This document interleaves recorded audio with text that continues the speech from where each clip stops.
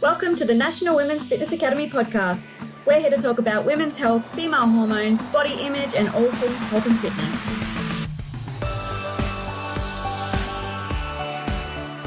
Welcome back, everyone, to the Women's Fitness Academy podcast. Today, I have a guest with me. So I am one of your hosts, Ellen. I am a female empowerment coach specialized in binge eating, confidence, and behavior change. And like I said, I have a very, very special guest, someone that I met here on the retreat in Bali, it was just like so fun. Like as soon as we met, we were like, are we like best friends now? Yes, we are. Yeah, her name is Steph, and she is a psychologist, and I'm sure that you've seen her on our page. She has done some incredible reels about ADHD and binge eating. And yeah, I'm just like we spent like the whole week together, like attached to the hip. And then when you left, it was like, so sad. But now I'm so excited to have you on the podcast.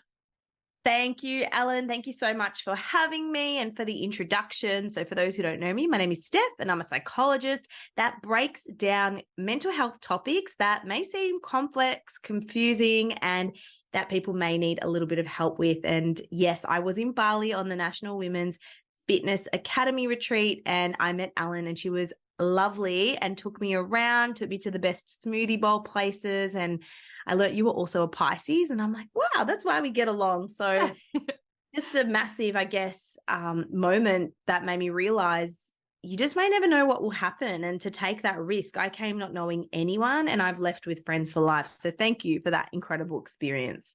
Yeah, well, thank you for coming. Yeah. For anyone who follows me, like know that I did post like a few photos or videos and like talking on my story about you. And I was like, oh, like I'm a bit nervous, like meeting this girl because it's someone that I had looked up to for so long. And yeah, like then when I met you, I was like, wow, like she's so nice. Like you seem nice online, but like you're even nicer in person. Yeah, not everyone online is nice. Yeah, a lot of people are just pretend. Yes, social media can be quite, interesting. So no, I'm glad you had a good impression. I did too.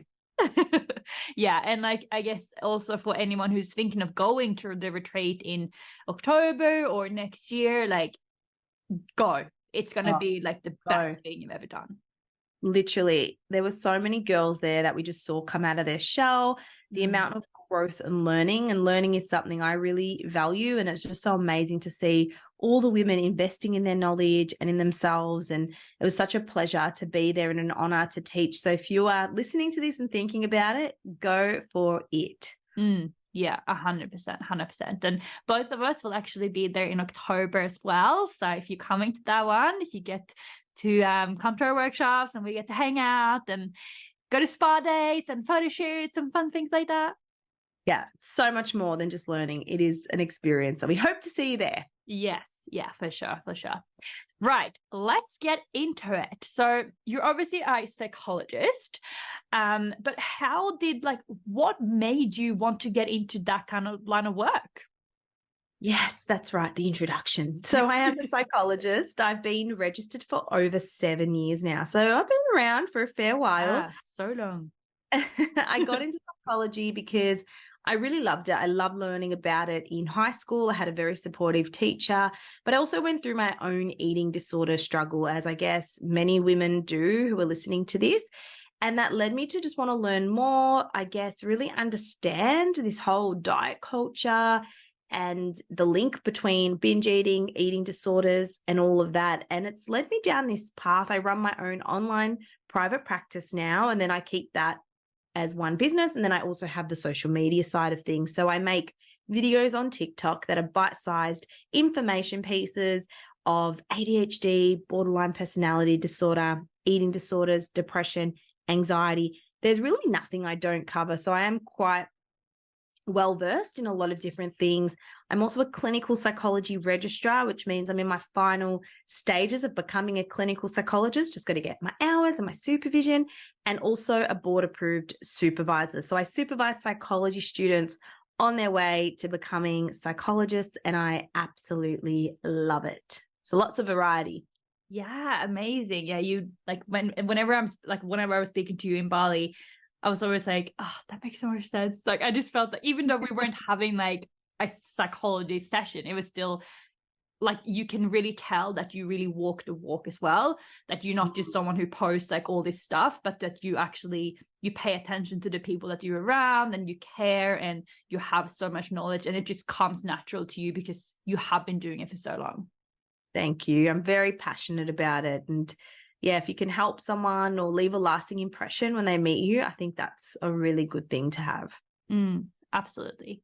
So as everyone knows, whenever I hear someone who's also struggled with binge eating, I'm always so curious to learn, like, why did this start for you? And like, what was your experience? Do you want to talk us through that? Yeah, I'll tell you a little bit about it. So as many women listening to this, we all grew up in the Western ideal, the thin ideal, that thinner is better. And I'm so glad that's changing now. But growing up, I wanted to be a model, I wanted to be a singer, I wanted to be a dancer, all the things. And I did do a photo shoot for some modeling and I was told, that I essentially needed to lose weight, that I looked bloated. And I was just a young 15-year-old girl. And up until that point, I'd loved eating and I enjoyed it.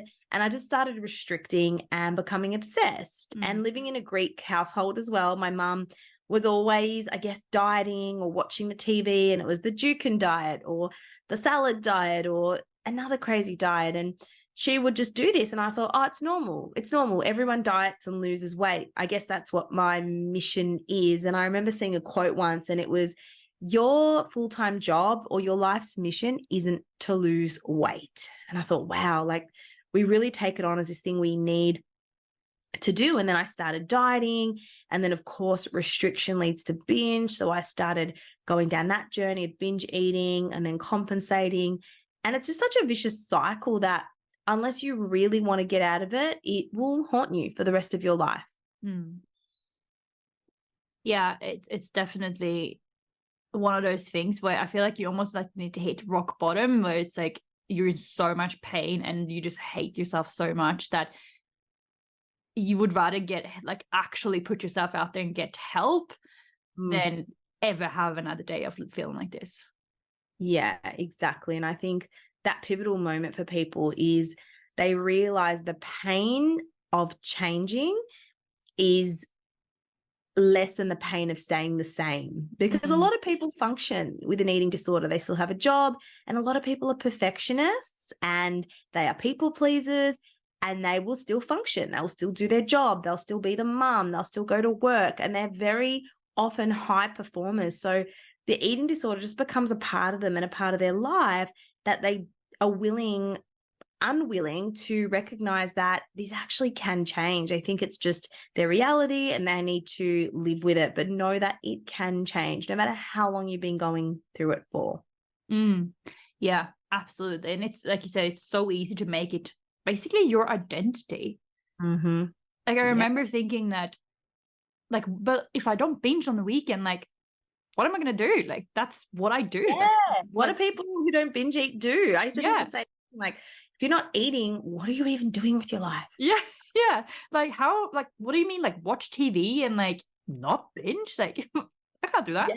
Yeah, I know. It's so insane. You just develop this lifestyle where the eating and the eating disorder is occupying your mental real estate 24/7. And once you overcome that, it's just amazing to be on the other side. I never thought I would be. I'd have moments where I never thought food wouldn't consume me. But I think it consumes you in a different capacity. When you're a foodie like us and you love food, you think about food, but it's not to the detriment of your well-being. It's more of an exciting thing. Yeah, for sure. And I think that's, it's okay to be a foodie. It's okay to be like, oh, let's go try this restaurant, or let's make this today, or like, let's eat that food. But it's at that point when food really just consumes your life and you like say no to plans because you don't know what food's going to be there. Or like when I was binge eating, I used to leave parties early because I was like, oh, well, no one's going to be home. And like, I have all this time to binge on my own. And that's when it becomes a problem. Yes. When you are designing a life around the eating disorder rather than having a life around it. So that's a really good indication. If you're listening to this and you think, oh, I don't know if I struggle with an eating disorder or not, a big indication is, are you designing a life that perpetuates or enables this eating behavior that's probably not normal. Yeah, absolutely.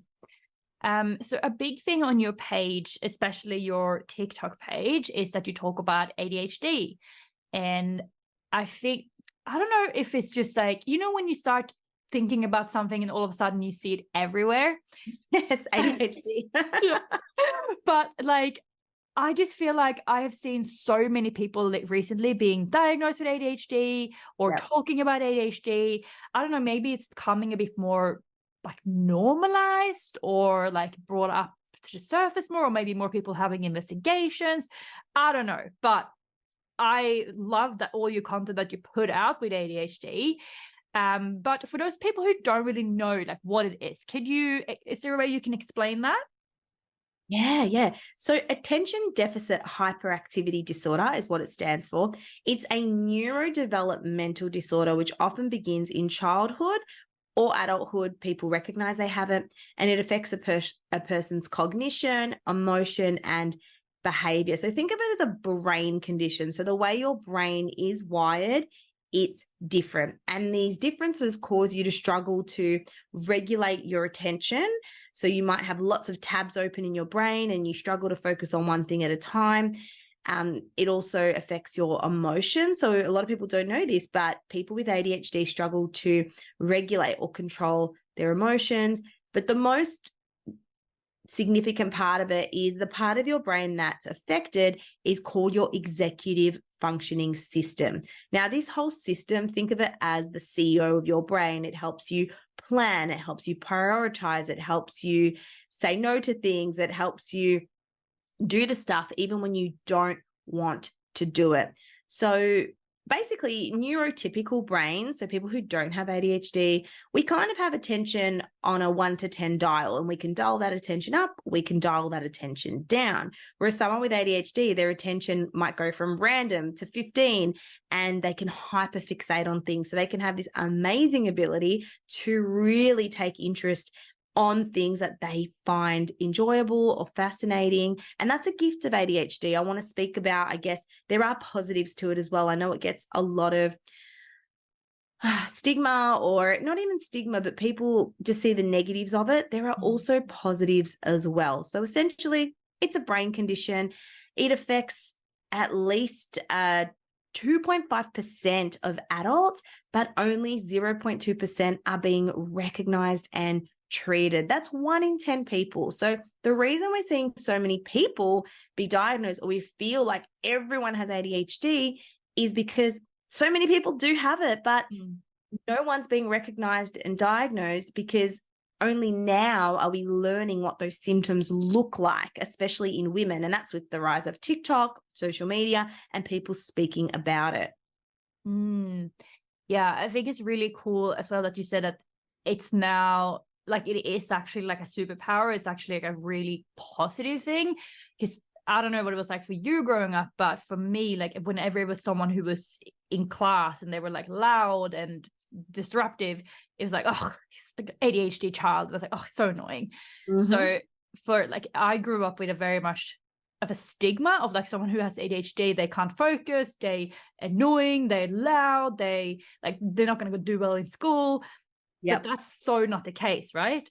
Yeah, not for everyone. So there's 3 types of ADHD. There's the hyperactive impulsive, which is that naughty male child jumping on the couch that we all visualize.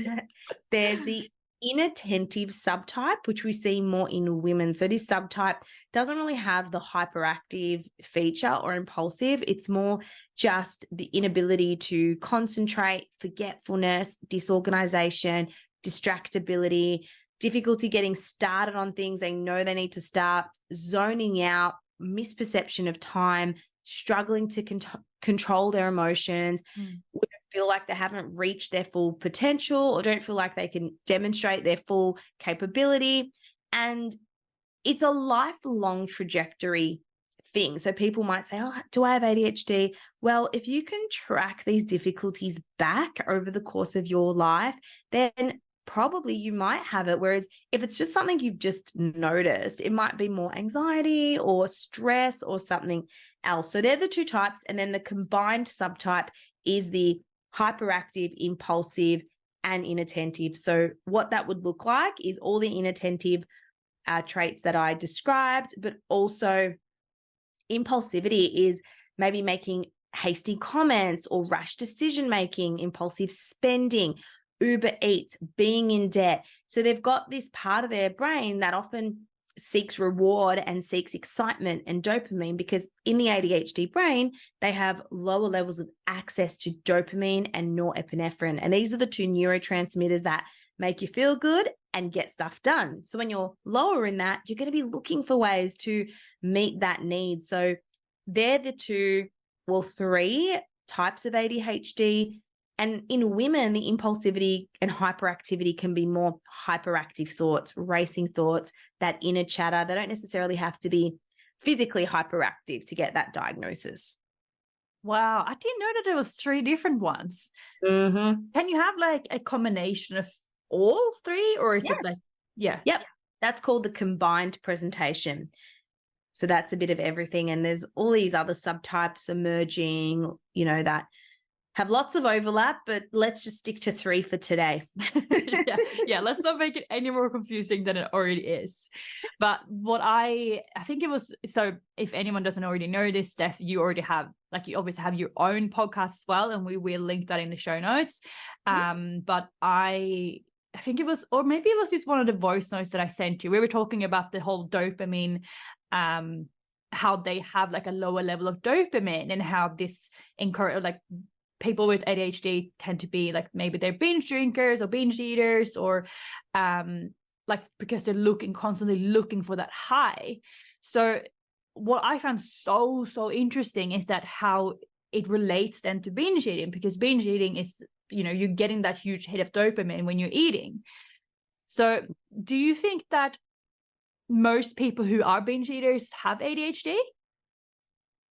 It's a good question. And I guess the statistics are only on people who have been diagnosed and have been recognized. And we already know that many women are diagnosed with ADHD. But I fell into this because I would have women coming to me for their binge eating. They had been dealing with it their whole life. Nothing seemed to work. And it was the same presentation. They would struggle to find the meeting link. They would come to Zoom late, or they'd be super organized and stressed that they were going to come late. So they would come early. They would say, sorry, what was the question? They would be attracted to certain foods. They wouldn't be hungry at certain times of the day. And that's where I made the link. And I would ask them, I'd say, have you ever been assessed for ADHD? And I remember reading a study, and it said that every woman who struggles with binge eating should be assessed. And they're like, no, I know nothing about it. And they go read, and they are like, oh my God, my whole life I knew there was something. I've done therapists, I've done Weight Watchers, I've done really extreme stuff, the extreme stuff that people I've met, like they do these Overeaters Anonymous, where they have to call someone up at 5 a.m. and say what they're eating that day, and call every hour and tell them they've been accountable and they haven't binged. And they all had this same presentation. So I just started asking and started assessing. The minute they're diagnosed and they're on medication for ADHD, things dramatically start to shift. Why? I'll tell you why. Basically, the connection is people who binge eat is for a number of different reasons. Now, why someone with ADHD may binge eat is because, yes, they have lower levels of dopamine, which makes you feel good. It's a sensation-seeking neurotransmitter, and food is easily accessible, and it's more acceptable in society. I mean, if you tell someone, oh, I have an eating problem versus I've got a drug problem or an alcohol problem, people aren't going to judge you as much. They say, oh, yeah, me too. I binged last night. I had 2 ice creams. So it's an easily accessible way to get a need met. Food is. We are brought up around it. I don't know about you, Ellen, but growing up, it was, oh, don't cry, have some chocolate, or don't cry, have a lollipop.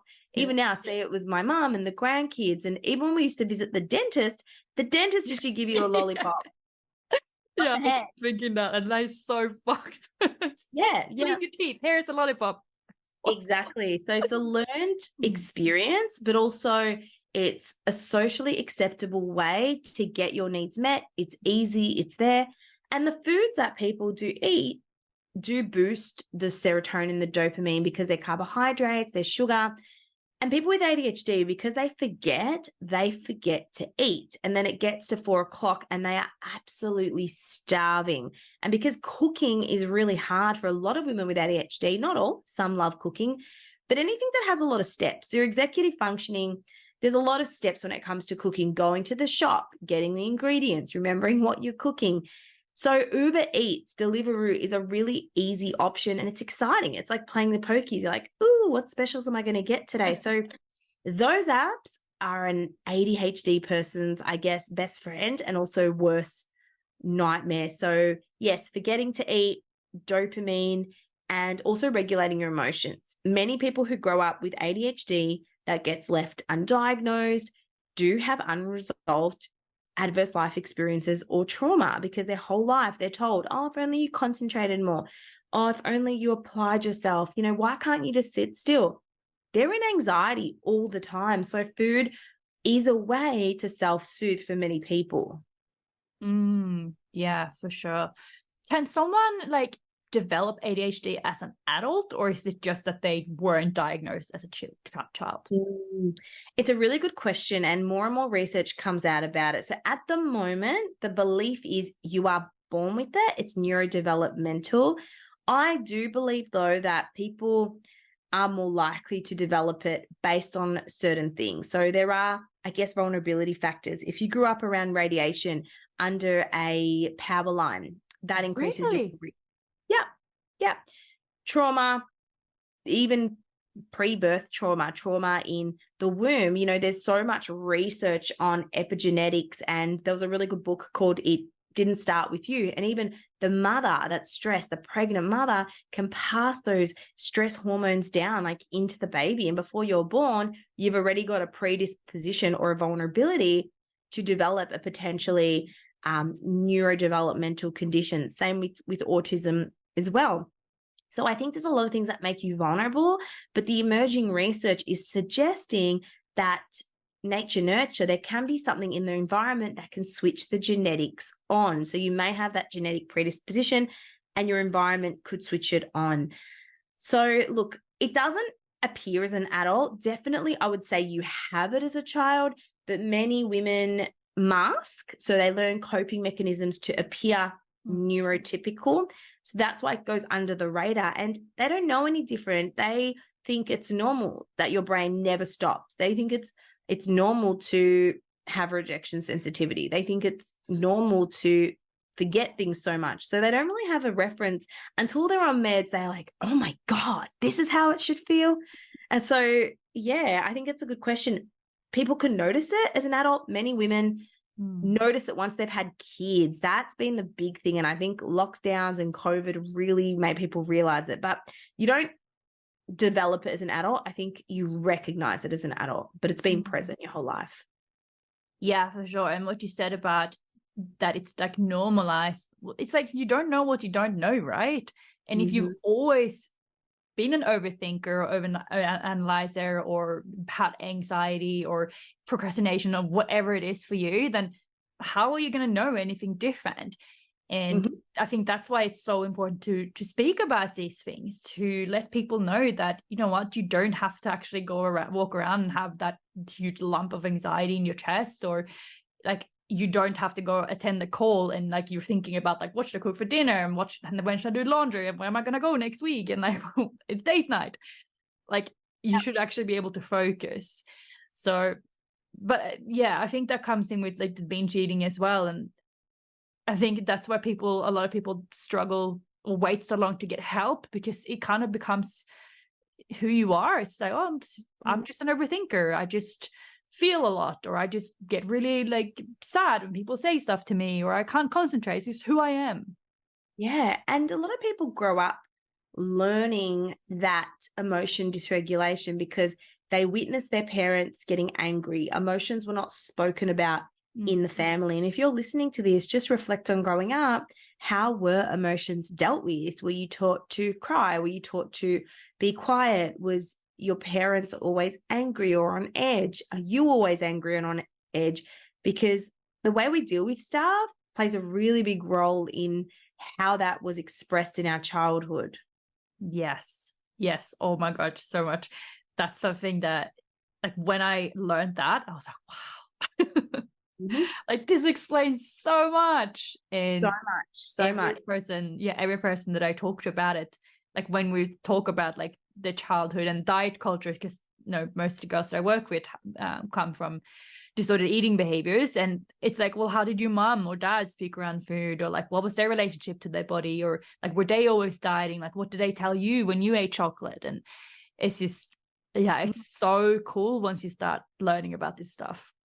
Yeah, it's cool, but it's hard to change. And I think the work works when you do the work, and it's challenging because once you've been ingrained in a pattern for so long, it can be really tricky to undo that pattern, but know that it is possible. Absolutely. And it's not just about listening to podcasts that makes you feel good. No, To tell you podcast to think can be a positively. start. Yeah, it can be a start, but I think the key is to really learn about yourself. I think especially whether you have ADHD or you're a victim of diet culture, you are essentially just acting the way you think you should act. You're eating the way you think you should eat. You followed a diet. You haven't listened to your hunger cues.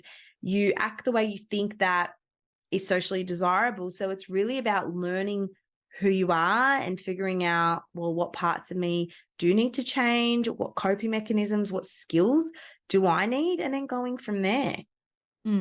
Yeah, absolutely. So if someone's listening to this and they're like, maybe that is me, like maybe I do have ADHD, like how would they go about it? Like, is there like a test that you can do, or like how would you test yourself? Yeah, really, really good question. So if you're thinking of this and you think, you know what, I think I might have ADHD, don't gaslight yourself because it may be possible. The first thing you want to do is start to just write down things that you resonate with. Maybe it's stuff you saw online, maybe it's symptoms I've mentioned today, but start to create a little bit of data in your phone and log your symptoms. Maybe you always forget the keys, maybe you yelled when you spilt milk on the floor and you overreacted. So just start to write things down that you think maybe like, oh, maybe this isn't, in the norm, etc. I don't really like the word norm, but you know what I mean. Yeah.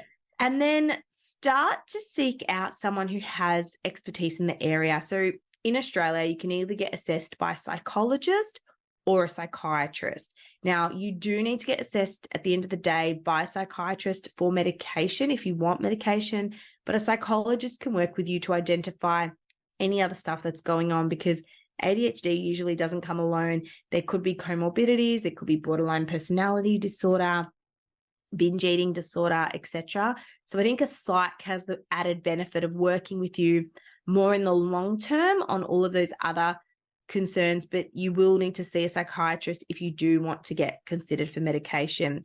The assessment process basically would start with a thorough clinical interview. So going through your history, your medical records, any risk, any problem with alcohol, drugs, substances, family history, all that stuff. And then you do a range of psychometric tests. So this could be self-report tests. This could be questions about inattention. We use a lot of standardized assessments when we do this in my online clinic. And we do a feedback session, go through the results. We also get an informant report because it's really important to get collateral data. So we would get that from a loved one or a family member just to see their perspective on it. And then we write a report and we give you strategies on how you can start to manage this moving forward. Wow, amazing. So it sounds like it's quite the process. You can't just go online and do a test. Look, there are screeners available. There are a lot of ADHD tests online. I don't know how valid and reliable they are, but look, I mean, you can do it to assess if a diagnosis an assessment is worth your time. So we offer an ADHD exploration appointment, which basically we'll do a screener with you just to sort of see whether going through the whole process is worth it. Yeah. Does everyone who have ADHD take medication? That's a good question. No, not everyone who has ADHD will take medication. It just depends on your I guess, own preference. There's a lot of stigma, I guess, around medication, but it can be very life-changing. So if you're someone who thinks, I would never take medication, it's almost like saying, I would never wear glasses for my eyesight problem. You see, ADHD is a neurodevelopmental problem. So it's a brain problem and it's like an eyesight problem. And you can squint and you might see a little bit better, but it's not going to fix your eyesight. You need glasses. ADHD medication is like glasses. When you take them off, when the meds wear off, just like Cinderella at midnight, you're going to turn back into the pumpkin. The magic is going to wear off. So the good thing with ADHD meds is you can take them, obviously speak to your own doctor or psychiatrist when you need them. It's not like an antidepressant where you do need to take it every day. And some people may take both because ADHD does have comorbidities with anxiety or depression. But many people who go on medication report it to be absolutely life-changing. Wow. So what does it actually do then? And I guess two parts of this question. What does it do? And does everyone take the same medication? Yeah. So ADHD medication is in 3 groups. So you've got stimulants, then you've got stimulant-like medication. So they work like stimulants, but they're not stimulants. And then you've got outliers, which are some other meds. So the stimulants are the most commonly used ones.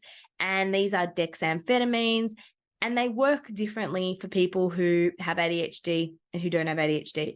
So if you think of a neurotypical person taking a dexamphetamine, that would be euphoric, they'd be, woo, like they'd feel very elevated. Whereas someone with ADHD feels calm. It actually, the way it works is it increases their access to dopamine, norepinephrine.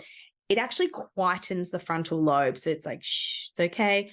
And what that does is it enables them the ability to focus on one thing at a time. So it gives them focus by quietening down all the noise in the brain. And the type they use is called Vyvanse or Ritalin. And this can actually suppress your appetite. So it can really help people with ADHD who struggle with binge eating. Not that appetite suppression is the key, but because it's quieting the brain down, the person doesn't feel as overwhelmed. So they're not going to turn to food as a coping mechanism. They have the ability to think, okay, I need to pack my lunch today. They're not as forgetful. So indirectly, by addressing the executive functioning problems, their binge eating becomes more manageable because it's not a coping mechanism, because the things they were coping with are no longer as severe. Does that make sense? Yeah. The stimulant-like medication are usually prescribed to people who have had issues with drugs and alcohol in the past. So many people with ADHD will have a history of abusing drugs or alcohol because they're actually self-medicating without realizing. If people have an addictive personality, a psychiatrist would be reluctant to prescribe stimulants. So they might go on a stimulant-like med, which works the same, but it's a different type of medication. And of course, I'm not a medication expert. I've just done a lot of research on it. So always speak to your independent practitioner. Yes, of course. Little disclaimer. No, I'm just so shocked that there are so many different types of ADHD, and it makes a lot of sense. Like when I think about like my own personal friends who I know have ADHD, who have been diagnosed, and they're so different, all of them. And I'm like, how do you both have the same thing? Because, if you have like a headache or something, or like bad vision, like we're both going to have a bad vision, but it's just like, it's such a different, it's so interesting how it can show up so differently in different people.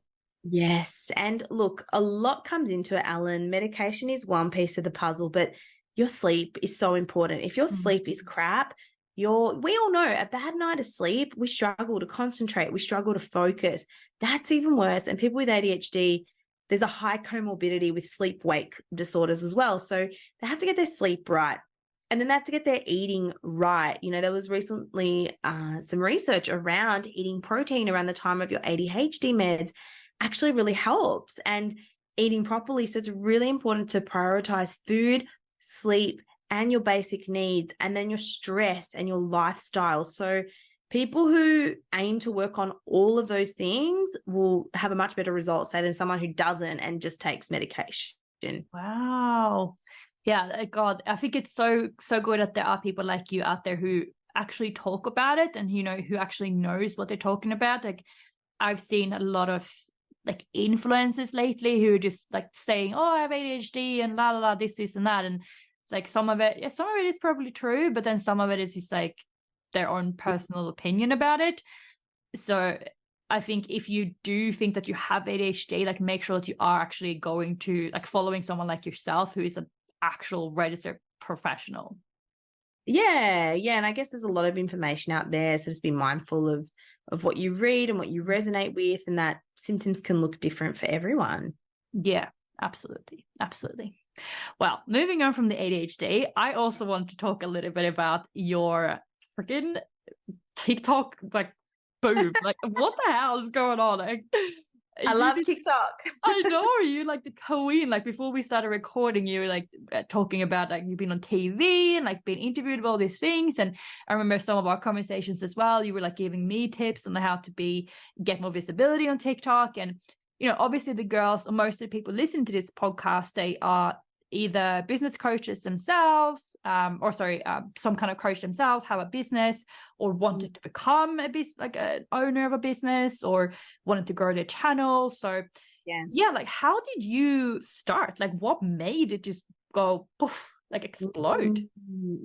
So my Instagram actually started as a food page. Everyone would ask me, where should I eat, or where should I go for brunch? And I love food. And also I was going through my own recovery. So I wanted to document my journey with food on Instagram. And this is back when Instagram was a food page. And my page was actually called Melb Brunch Queen, like Melbourne Brunch Queen. Melbourne Brunch Queen. I love that. I was known as the Brunch Queen. And I just started documenting brunch, and I was one of the first people to use stories because I love being in front of the camera. And it wasn't a thing. Video content wasn't a thing, especially on Instagram, but I would always be on stories like this. And this was when very early days when the vlogging type of stuff first came out, and people loved the stories. And I wish I got onto video on my feed earlier. But that's how it started. It was just like drool-worthy photos, pancakes. And it was really actually healing for me because through Instagram, I met people who were so normal around food. They loved food photography, and I fell into food photography, and I learned how to take really good photos. I learned how to make, good videos, all of that. But it was photos back then. So people loved it. They loved the brunch. It was a huge foodie scene. My whole friendship group had changed to people on Instagram taking food photography. I never bought a camera. I was always thinking about it. And then it merged to video. And then COVID happened.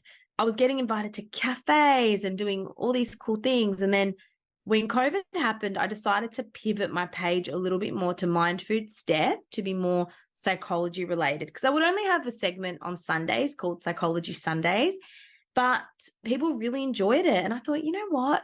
This is a good time to pivot. And there's a bit of drama. There's a bit of a story. I used to be a Zomato influencer. So not influencer, but in Australia, there's this thing called Zomato where like you find cafes. It's kind of like TripAdvisor.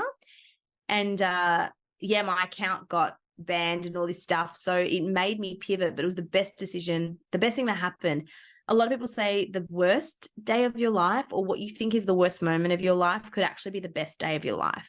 And I really understand that because I lost my account and it made me pivot. And now I started doing more psychology, and then I started TikTok. So it started as commentary on a popular TV show. And it didn't start like that. When I first started TikTok, I knew I wanted to be on it. I knew I wanted to make it, but I just didn't know. I'm like, oh, what's my TikTok voice? What do I want to post? What do I want to do? And then one day I was just really annoyed. I watched Married at First Sight. I grabbed my phone and I started just doing a bit of commentary on some of the themes, and it blew up. And then people loved it. And that's how it started. And then I just sort of niched down. I started talking about different psychology topics. I've moved away from commenting on reality TV because it was just, a little bit intense and not really where I want to go. And then that just led to other opportunities. But I'm happy to share any tips for people who want to grow their social media. I mean, I'm not an expert, but I've done a lot of coaching around it, a lot of courses. So yeah, happy to share the knowledge if you like. Yeah, definitely. I mean, I bet there's a million different tips you could give, but maybe like top 3, 5 or something like that. Yeah, Main sure. things to focus on. Yeah. So I think the first thing is, let's talk just tactics. Just become really clear on what your audience needs and wants. Why are they following you? What do they enjoy about your content? Who is your ideal audience? Who is your ideal audience? What is your end goal? Like, is your goal to, I don't know, start an OnlyFans and get heaps of people through there? Like, then maybe you would have a different audience to say if your goal was to sell PT programs or coaching programs. It's really important to reflect on, what is my goal and what do I want my social media to do for me? The second thing is, once you've got that really clear, is start to provide valuable content. Times have changed. I believe times have changed. This may not be for everyone. No one cares about what you look like anymore. Gone are the days of the perfect Instagram photo. Gone are the days of the super perfect influencer photo. People don't want to see that. People want to know, what can you give me? What value can you give me today? And if you're all just about me, well, some people may like that, but I just don't think it sells. I just don't think it's relatable. I don't think it's beneficial. But again, depends on what your goal is and what your social media, what you want it to do. Some people might just want it to be really beautiful photos of themselves, and that's okay. But if you're a business owner or a PT, or you have a business, really think about, who is my target audience? What can I provide them that's valuable? And how do I provide that in the most interesting way? So I love TikTok because it's edutainment. It's education, but it's entertaining. And it's all about watching your own social media use. Actually study yourself.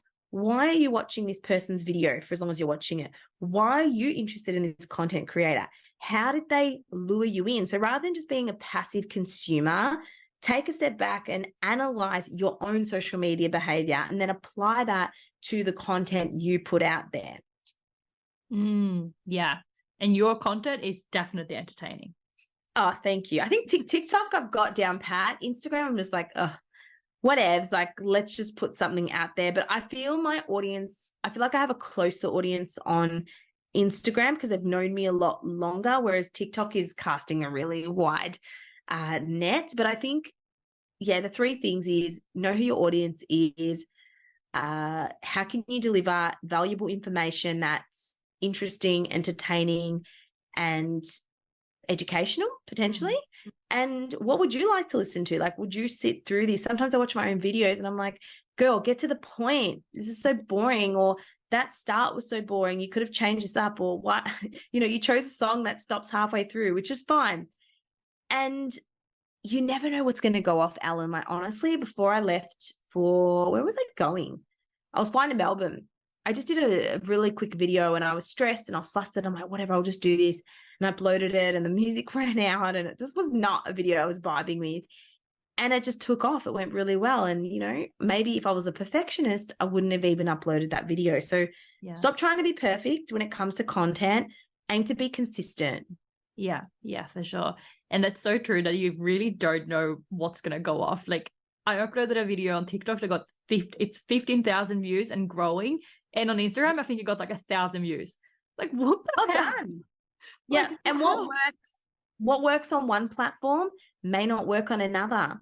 So you've got to learn. And I think it's really hard to be across all social media. So pick the one you're good at, make that your main one. And then the other ones, you can play around with them a little bit. Yeah. I think that's really, really good advice, especially now when there's literally like a new app popping up every single freaking day. It's YouTube and Threads and TikTok and Instagram and something else that I saw the other day. I don't even know. It's just too many to, like, you're not going to be the best at everything. So I think that's really good advice. Just pick one, stick with that, get really good at that. Get really good at it. Like, if you're good at talking, think about podcasting, get onto Clubhouse, get onto more verbal forms of media. If you're like me and you love being in front of the camera, TikTok is for you. Videos, short form content, YouTube shorts, whatever it is. If you are more creative and you're good at making videos, do voiceovers if you don't want to be in front of the camera. There's always a way. You just got to figure out what it is for you. Yeah, absolutely. Well, we've been talking for almost an hour now. I knew it was going to go so quick. That went fast. But we will do more recordings anyway on our own personal platform. So if you want more of us, you just go there.